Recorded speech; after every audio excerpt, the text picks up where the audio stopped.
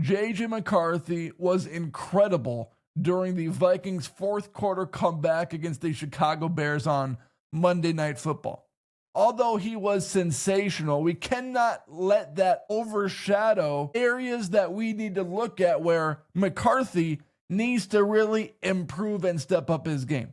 So that's what we're going to talk about today. But this podcast is presented by 5-Star Bath Solutions of Minneapolis. Affordable transformations, beautiful solutions. If you want your bathroom done in 48 hours, big projects or small projects, contact 5-Star Bath Solutions of Minneapolis. All right, McCarthy, second half, you know the numbers, fourth quarter specifically, 6 of 8, 87 yards, accumulated 101 yards together between rushing and throwing. But in that first half, the Vikings offense was, let's say, sketch balls. And they struggled to move the ball. And I just educated myself using the QB school on X. He analyzes NFL quarterbacks and their performances and uses film, the All-22, to examine things that are happening. And I took some takeaways from it that confirmed what I was thinking, and also had some takeaways that changed my original thought. So I'm not hamstrung to a particular opinion, but I educate myself with this kind of stuff. And the first confirmation that I received is that McCarthy was a little slow with his anticipation on Monday night. When he would step back to drop and deliver a throw, it was step back, look, okay, now I'm going to throw it. When it needs to be much quicker than that. You need to step back, see it, and throw it. Or even throw it before you see it. Because when that player turns, sometimes it's too late. You have to throw it as that player is turning. But I think that this is an area that can easily be improved upon. Because McCarthy hasn't played an NFL or collegiate football game for over 600 days. And this was his first time playing in the NFL against a former head coach of the league running the Chicago Bears defense. So there's things that could be improved upon with this anticipation. And there's a throw in the first half that specifically stands out. It was a third down, a 3rd and 5. Justin Jefferson came across the middle, and Jefferson stopped about 1 yard short of the first down marker, so maybe that was on him as well. But McCarthy had a moment of hesitation, and he didn't deliver the ball on time. And that allowed the Bears defense to get to Jefferson. You could see a little hesitation in his drop back. Maybe he was afraid to make a mistake, and maybe that pick six really opened up McCarthy to say, you know what? It can't get any worse than this. I'm just going to truck it, and I'm going to play fearlessly. But there's things like that in the first half where he would step back, see the play a little slowly, and then he would hesitate to throw it. And then that allowed the Bears defense to make a play either on Adam Thielen or Justin Jefferson when really there was a throw to be made. The Adam Thielen, second half, when he caught it and then it fell out of his hands, that was another late throw by McCarthy because he threw it, Adam Thielen caught it, and the defender was on him right away.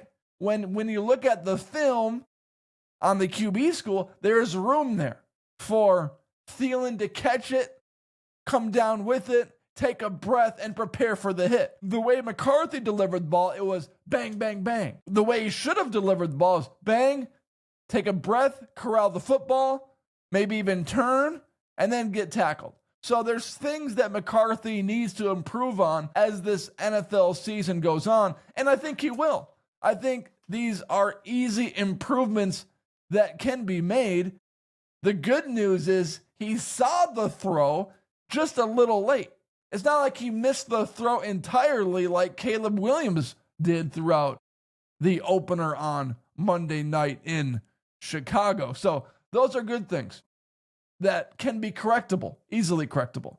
The area that I had a new thought from, there was many things throughout this film of the QB school where McCarthy was dropping back to throw and a receiver slipped or receivers ran into each other and he was forced to take a sack. So many times when you're watching at home and you see McCarthy get sacked, it's like, get rid of the football, find somebody. But what the All 22 and the QB school specifically presents is, well, here's what's happening behind the play that you might not have seen on TV.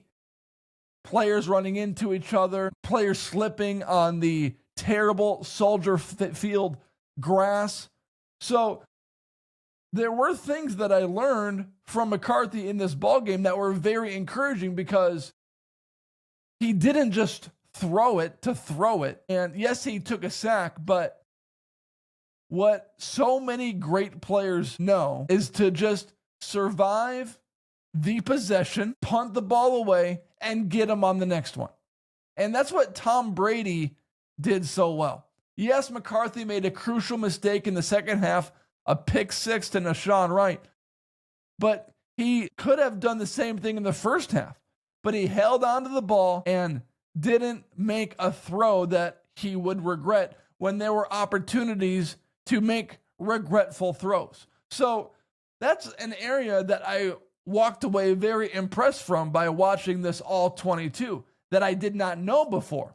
Because as I was saying, you see the game on a Sunday or Monday, it's like, throw the ball, get rid of the ball. And the nature of the NFL is you put so much pressure or blame on the quarterback when really there are so many different things happening behind the scenes that you don't recognize or see until the very next day. So we point the finger at McCarthy, but really that first half was not all on him. There were a few throws that he could have thrown with better timing.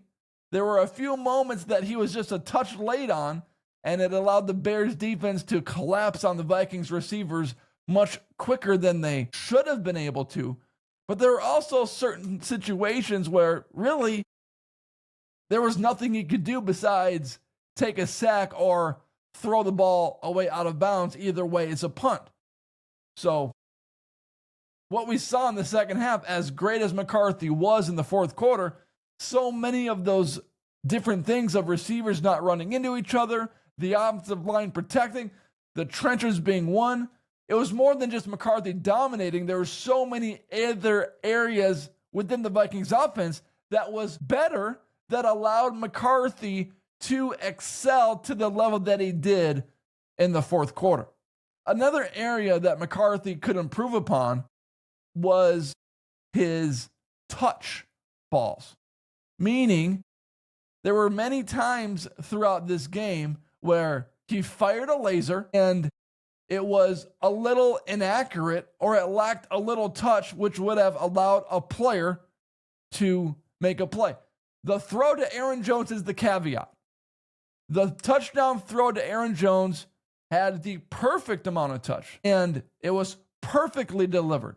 You might say that it was a touch behind Aaron Jones, but I would rather have a quarterback underthrow a receiver by a yard or two and allow him to come back and make the play than pull a Caleb Williams and throw it 15 yards over DJ Moore's head when he's wide open in the end zone.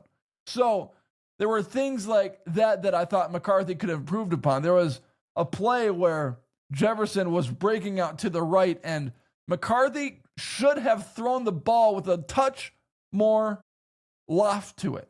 But he fired a laser, and it came on so quick to Jefferson that he couldn't quite get that ball in time. And I think it counted as a drop in Jefferson because it did ricochet off his hands.